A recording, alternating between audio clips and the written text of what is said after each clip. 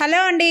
Hi. Welcome to మౌనంగా మీ మౌని. అందరూ ఎలా ఉన్నారండి? మేమైతే చాలా బాగున్నాం. మీరందరూ కూడా చాలా బాగా ఆనందంగా ఉండాలని కోరుకుంటున్నాను. ఇవాల్టి కబుర్లు వచ్చేసి మధ్యాహ్నం లంచ్ తిన్న తర్వాత మనం ఏ దాని గురించి ఆలోచిస్తామండి? ఈవినింగ్ స్నాక్స్ ఏం చేయాలి? ఏం పెట్టాలి పిల్లలకి? మనం ఏం తినాలి అనేది ఆలోచిస్తాం కదా! అదే చేస్తున్నాను నేను కూడా. మధ్యాహ్నం లంచ్ తిన్న తర్వాత ఈవినింగ్ స్నాక్స్ కోసం నేను ఇక్కడ రాగి జావ కాస్తున్నానండి. అప్పుడప్పుడు డే బై డే కానీ, అప్పుడప్పుడు కానీ రాగి జావను కాస్తూ ఉంటానన్నమాట. మధ్యాహ్నం కాస్తే కానీ ఈవినింగ్ కల్లా అది చల్లారదనమాట. మధ్యాహ్నం కాచి వాటిపైన మూత పెట్టేస్తే అది చల్లారుతూ ఉంటుంది. ఈవినింగ్ స్నాక్స్ కోసం మనం ఏం చేయాలి అనే టెన్షన్ ఉండదన్నమాట. తర్వాత నేను ఇక్కడ అది కాచి మూత పెట్టేసిన తర్వాత నెక్స్ట్ డే టిఫిన్లోకి ఇక్కడ నేను మిల్లెట్స్ దోశను చేస్తున్నానండి. అందుకోసం మిల్లెట్స్ అన్నిటినీ వేసుకుంటున్నాను. వేసుకొని వాష్ చేసుకొని బాగా నానబెట్టుకోవాలి కాబట్టి వాటిని ముందుగా ఇక్కడ వాటన్నింటిని వేసుకొని నానబెట్టుకున్నాను. నేను ఇక్కడ ఒక గ్లాస్ జొన్నలు, అలాగనే ఒక గ్లాస్ బార్లీ, అలాగనే ఒక గ్లాస్ ఆరికలు వేసుకుంటున్నానండి. ఇలా 3 రకాల మిల్లెట్స్ని కలిపి మనం దోశలు వేస్తే చాలా టేస్టీగా వస్తాయండి. మనం నార్మల్ దోశలు తిన్నామన్న ఫీలింగ్ వస్తుందన్నమాట ఈ మిల్లెట్స్ దోశలు తినడం వల్ల కూడా. 3 గ్లాసుల మిల్లెట్స్ వేసాను కదండి. అందులో 1 టేబుల్ స్పూన్ మెంతులు, అలాగనే ఒక గుప్పెడు కాబోలి శనగలు, అలాగనే హాఫ్ కంటే కొంచెం ఎక్కువ మినపప్పుని యాడ్ చేసుకున్నాను. నేను ఇక్కడ పొట్టు మినపప్పుని యాడ్ చేసుకున్నాను. మీరు కావాలంటే పొట్టు లేని మినపప్పును కూడా యాడ్ చేసుకోవచ్చు. వీటన్నింటిని బాగా వాష్ చేసి మనం ఒక 8 అవర్స్ వరకు వీటిని బాగా నాననివ్వాలి. అందుకోసం నేను మార్నింగే నానబెట్టుకుంటూ ఉంటానండి. ఒక్కొక్కసారి లేట్ అయితే మధ్యాహ్నం 1కి అలా నానబెట్టుకుంటూ ఉంటాను. అవి నానబెట్టుకొని కొద్దిగా రిలాక్స్ అయిన తర్వాత 3:50కి స్టార్ట్ అయిందండి వర్షము. మా ఊర్లో చాలా హెవీ రెయిన్ పడిందనమాట. 3:50కి స్టార్ట్ అయ్యి ఇంకా పడుతూనే ఉందన్నమాట. 9 అయినా కూడా నైట్. మన లేడీస్ అందరూ నెలలో 5 రోజులు పూజకు నోచుకోం కదండి. అలాంటి పరిస్థితే నాది కూడా. ఇంకా 5 రోజుల తర్వాత క్లీనింగ్ సెక్షన్ అంతా మొదలుపెట్టాను. అలాగనే పూజ సామాన్లు కూడా ఇక్కడ క్లీన్ చేస్తున్నాను అనమాట. నేను ఇక్కడ పూజ సామాన్లు క్లీన్ చేసుకోవడానికి ఒక నిమ్మకాయ, అలాగనే సబీనాను తీసుకున్నానండి.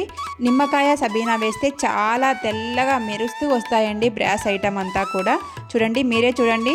ఒక్క నిమ్మకాయ కొద్దిగా నిమ్మకాయ పైన సబీనాని యాడ్ చేసి నేను ఇలా రుద్దుతూ ఉంటాను. వాటిపైన నల్లగా పడ్డ మరకలన్నీ కూడా వదులుతాయి అన్నమాట. ఇలా 1 వీక్ ఒకసారి బాగా ఇలా వాష్ చేసుకొని వాటిపైన తేమ అంతా కూడా మనం బాగా తుడిచేసుకొని ఆరబెట్టుకుంటే 1 వీక్ కానీ 10 డేస్ కానీ మనకు బ్రాస్ ఐటమ్ అనేవి మెరుస్తూ వస్తాయండి. నేను అందుకోసం ఇలా చేస్తూ ఉంటానన్నమాట. మీరే చూడండి, నేను లైవ్లో చూపిస్తున్నాను. మీ దగ్గరనే కదండి వాటిపైన సబీనా తీసుకొని వాటిపైన పట్టించాను. చాలా మెరుస్తూ ఉంటాయన్నమాట.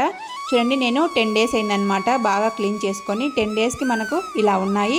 ఇలా ఉన్న వాటిని ఇంకా తెల్లగా మెరవడానికి మళ్ళీ సబీనా, అలాగనే ఒక నిమ్మ చెక్కను తీసుకొని వాటిపైన డిప్ చేసి ఇలా రుద్దుతూ ఉంటాను. ఇది నేను దేవుడికి వాటర్ పెడుతూ ఉంటారు కదండి, ఆ వాటర్ పెట్టుకునే గ్లాస్ అనమాట. చూడండి, ఇది రాగి చెంబు కూడా, రాగి గ్లాస్ కూడా ఇలా మెరుస్తూ వస్తాయండి. నేను అన్నింటినీ అలానే డిప్ చేసి అలాగనే క్లీన్ చేసుకొని అన్నిటినీ వాష్ చేసుకుంటున్నాను. అన్నింటినీ క్లీన్ చేస్తున్నాను. చూడండి ఎంత మెరుస్తూ వచ్చాయో, ఎంత తలతలా మెరుస్తూ ఉన్నాయో. అన్నింటినీ ఇలానే క్లీన్ చేసుకుంటూ ఉంటాను. వెండి వాటికైతే సబీనానే యూజ్ చేస్తానండి. నిమ్మకాయ యూజ్ చేయకోకుండా సబీనా యూజ్ చేసి వెండి వాటిని కూడా ఇలానే కడుగుతూ ఉంటాను ఎప్పుడన్నా కూడా. మనకు వెండిటి పీతాంబరి కానీ అలా వాడితే చేతులన్నీ కూడా ర్యాషెస్ వస్తాయి కదండి. ఇలా సబీనాని వాడితే ర్యాషెస్ కూడా రాకుండా మనకు చేతులు కూడా నొప్పి పుట్టకుండా ఉంటాయన్నమాట సబీనాని యూజ్ చేయడం వల్ల. సబీనా, నిమ్మకాయ యూజ్ చేసి నేను ఇలా బ్రాస్ ఐటమ్ని అయితే క్లీన్ చేసుకుంటూ ఉంటాను. మీరు ఎలా బ్రాస్ ఐటమ్ని క్లీన్ చేస్తారో కింద కామెంట్లో చెప్పండి. అలాగనే చిన్న లైక్ ఇచ్చి మీ సపోర్ట్ని అయితే నాకు ఇవ్వండి. ఇంకా ప్లేటుకున్నది కొద్దిగా అక్కడక్కడ కొద్దిగా నల్లగా ఉన్న మరకలన్నీ పోలేదండి. అవి ధూపం పెడతాం కదా, మా బాబు ధూపం పెట్టమంటే వాటిపైన పెట్టేశాడు. అది వాటి కింద ప్లేట్ ఇస్తారు కదా, అది పెట్టకుండా వాటిపైన పెట్టేశాడు. అది అలా మరక పడిపోయిందండి. ఇంకా నేను అన్నిటినీ క్లీన్ చేసుకున్న తర్వాత తుడుస్తూ ఉన్నాను. మనం ఎప్పుడైనా కూడా బ్రాస్ ఐటమ్ కానీ వెండి ఐటమ్ కానీ కడిగిన వెంటనే తుడుచుకుంటే మనకు నీట్గా ఉంటాయండి. వాటిపైన మరకలన్నీ పడకుండా. లేదంటే మనకు వాటిపైన ఉన్న వాటర్తోనే మనకు మరకలన్నీ కూడా పడిపోతూ ఉంటాయి. మనం క్లీన్ చేసుకున్న వెంటనే ఇలా ఒక పొడి క్లాత్ తీసుకొని నీట్గా తడి అంతా పోయే వరకు తుడుచుకుంటే అవి బ్రాస్ ఐటమ్ కానీ వెండి ఐటమ్ కానీ నీట్గా ఉంటాయి. అలాగనే 1 వీక్ వరకు అలాగనే తలతలా మెరుస్తూ ఉంటాయండి. 1 వీక్ కానీ 10 డేస్ కానీ తలతలా మెరుస్తూ ఉంటాయి. మనం పొడితో క్లీన్ చేసుకున్న వెంటనే పొడి క్లాత్ పెట్టి బాగా నీట్గా తుడుచుకోవాలన్నమాట, తేమ లేకుండా. నేనైతే ఇలానే క్లీన్ చేస్తూ ఉంటానండి. మీరు ఎలా క్లీన్ చేసుకుంటారో పూజ ఐటమ్ కానీ బ్రాస్ ఐటమ్ కానీ వెండి ఐటమ్ కానీ కింద కామెంట్లో చెప్పండి. ప్లీజ్ లైక్ ఇవ్వండి, షేర్ చేయండి, సబ్స్క్రైబ్ చేసుకోండి. ఇలా మీరు లైక్ చేయడం వల్ల, సబ్స్క్రైబ్ చేసుకోవడం వల్ల, మీరు ఇచ్చే కామెంట్ల వల్ల నాకు మోర్ వీడియోస్ చేయాలనిపిస్తూ ఉంటుందండి.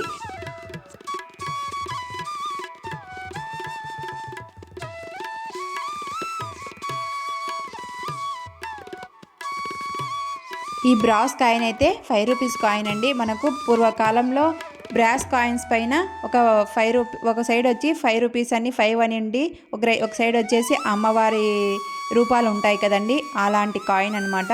నాకు ఎక్కడో దొరికింది, లేదంటే ఒక చేంజ్లో నాకు ఈ రూపాయి కాయిన్ అనేది దొరికిందండి. మనకు చేంజ్ ఇవ్వమని అడుగుతూ ఉంటారు కదా, అప్పుడు నాకు దొరికిన కాయిన్ నేను ఇలా పూజలో పెట్టుకొని పూజ చేస్తూ ఉంటాను. నేను అన్ని తుడుచుకున్న తర్వాత వాటిని బయట చూడండి కొద్దిగా తెరిపి ఇచ్చిన తర్వాత బయటకు వచ్చి చూస్తే నీళ్ళన్నీ కూడా మోకాలలో ఉన్నాయండి మా వీధిలో.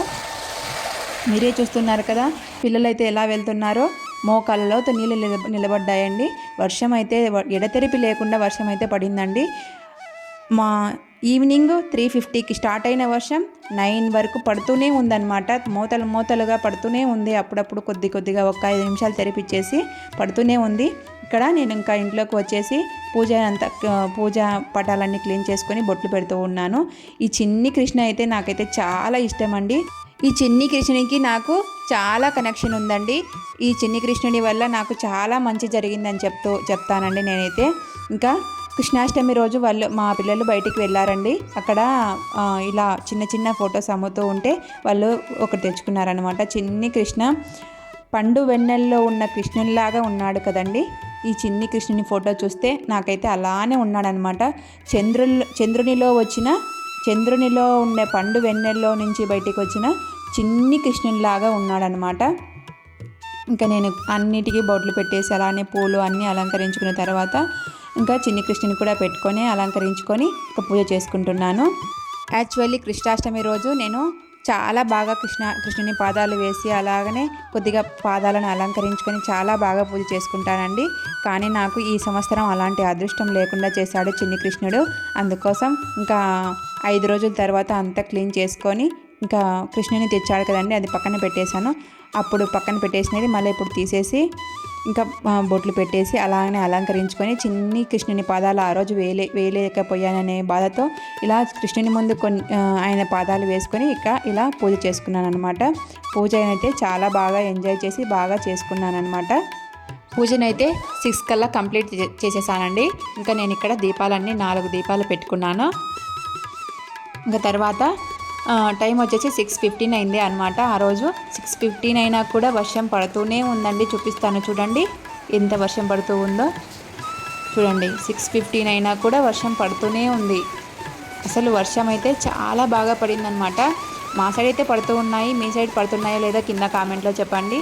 బంగాళాఖాతంలో వాయుగుండంగా మారిందని చెప్తూ ఉన్నారు కదా, ఇప్పుడు కూడా సన్నగా పడుతూనే ఉన్నాయండి ఈరోజంతా కూడా. ఇంకా వర్షం అయితే కూడా పడుతూనే ఉంది. నేను ఇంట్లో పనులన్నీ కూడా చేసేసుకుంటూ ఉన్నాను. మీరే చూడండి ఎంత వర్షం పడుతూ ఉందో. ఇంకా తర్వాత నైట్ అయినా కూడా 7-7:30 అయినా కూడా వర్షం పడుతూనే ఉందండి.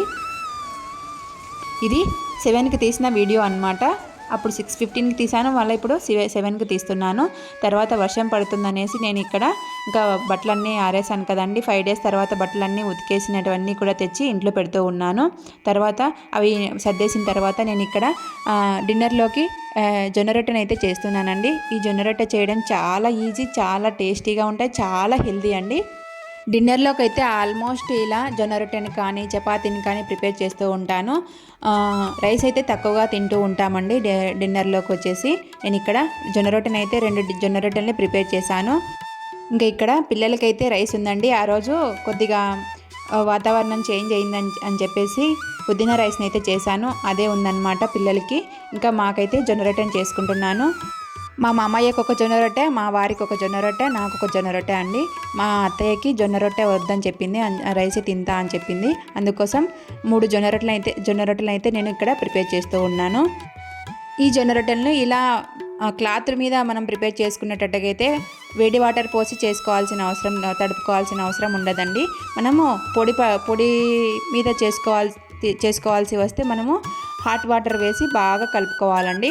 నేను ఇక్కడ క్లాత్ మీద కాబట్టి జొన్న రొట్టె చేసేది అవేమీ అవసరం లేదు కాబట్టి నేను ఇక్కడ నార్మల్ వాటర్ వేసి బాగా తడుపుకున్న తర్వాత ఈ జొన్న రొట్టెని ప్రిపేర్ చేసుకుని జొన్న పిండి మనము నానబెట్టాల్సిన అవసరం కూడా లేదండి. మనము తడుపుకున్న వెంటనే మనం జొన్న రొట్టెని ప్రిపేర్ చేసుకోవచ్చు. చూడండి, నేను ఇక్కడ జొన్న రొట్టెని అయితే ప్రిపేర్ చేసి వేసేసాను పెన్నం మీద. ఒక సైడ్ పెన్నం పెడుతూ ఉంటే అది కాలుతూ ఉంటుంది. మనం ఇక్కడ జొన్న రొట్టెని ప్రిపేర్ చేసుకోవచ్చు. ఇలా చేసుకోవడం వల్ల మన పని కూడా సులువు అవుతుంది, అలాగనే ఈజీగా ఉంటుందన్నమాట, మనకు స్ట్రెస్ లేకుండా. చూడండి, నేను ఆ జొన్న రొట్టె అనేది కాలుతూ ఉంది. మనం జొన్న రొట్టె చేసేటప్పుడు మంటను లో టు మీడియం ఫ్లేమ్లో పెట్టి మనం కాల్చుకోవాలండి. సిమ్లో పెడితే అది కాలదు, అలాగనే హైలో పెడితే మాడిపోతుంది. అందుకోసం లో టు మీడియం ఫ్లేమ్లో పెట్టి కాల్చుకుంటే జొన్న రొట్టె అనేది చాలా బాగా వస్తుందన్నమాట. ఫస్ట్ మనము జొన్న రొట్టెని ప్రిపేర్ చేసుకున్న తర్వాత పెన్నం మీద వేసిన తర్వాత ఒక 5 నిమిషాలు కాలనివ్వాలండి. కాలనిస్తే అది మనం పెన్నానికి అతుక్కోకుండా బాగా వస్తుందన్నమాట. మనం కాలక ముందే మనం తీస్తే పెన్నానికి అతుక్కుపోయి మా జొన్న రొట్టె అనేది రాదనమాట. అది కాలిన తర్వాతనే ఒక 5 నిమిషాలు మనం జొన్న రొట్టె అనేది తిప్పుకోవాలి. తిప్పుకున్న తర్వాత ఇటు సైడ్ కూడా మనం మాడిపోకుండా అడ్జస్ట్ చేసుకుంటూ సైడ్ల వెంట అడ్జస్ట్ చేసుకుంటూ మనము కాల్చుకోవాలండి. అప్పుడే మనకు జొన్న రొట్టె అనేది ఈవెన్గా కాలుతుందన్నమాట. చూడండి, నేను అటు సైడ్ ఇటు సైడ్ తిప్పుకుంటూ ఒక సైడ్ ఇలా తట్టర్చుకుంటూ రొట్టెని అనేది అంతటిని చేసుకుంటూ ఉన్నాను. మనము జొన్న రొట్టెను అటు సైడ్ తిప్పిన తర్వాత ఇలా చూడండి, నేను అడ్జస్ట్ చేసుకుంటూ అటు సైడ్ ఇటు సైడ్ అనేది కాల్చుకుంటున్నాను. మనం మధ్యలోనే పెడితే అది మాడిపోతుందండి, కాలదు సైడ్ల వెంట. అందుకోసం అలా కాకుండా మధ్యలోనే కాలకుండా అటు సైడ్ల వెంట కాలాలంటే ఇలా అడ్జస్ట్ చేసుకుంటూ మనం కాల్చుకోవాలి. అటు సైడ్ కాల్చిన తర్వాత మళ్ళీ ఇటు సైడ్ కూడా ఒకసారి బాగా కాల్చాలండి. అప్పుడే మనకు జొన్న రొట్టె అనేది చాలా బాగా టేస్టీగా వస్తుంది, అలాగనే పచ్చివాసన లేకుండా ఉంటుందన్నమాట. చూడండి, నేను 2 సైడ్ల వెంట కూడా కాల్చేసుకొని జొన్న రొట్టె అనేది ప్రిపేర్ చేసేసుకున్నాను.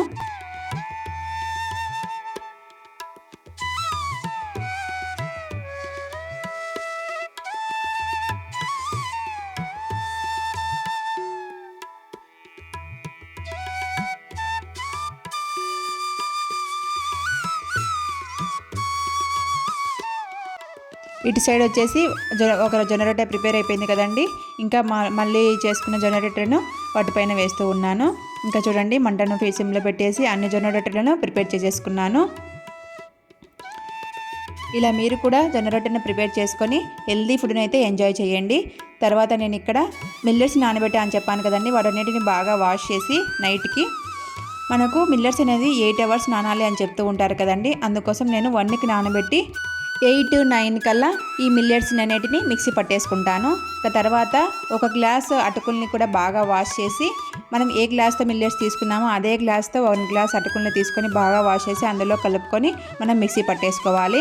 చూడండి, నేను మిల్లెట్స్ అన్ని మిక్సీలో వేసుకొని ఇలా మిల్లెట్స్ అంతా వాటిలో కొద్దిగా మునిగే వరకు వాటర్ని వేసుకొని కన్సిస్టెన్సీకి తగినట్టుగా మనము మిక్సీ పట్టేసుకోవాలి. ఈ మిల్లెట్స్లు అనేవి చాలా టేస్టీగా వస్తాయి, అలాగనే హెల్దీ రెసిపీ అని చెప్తూ ఉంటారు మనం బ్రేక్ఫాస్ట్లో.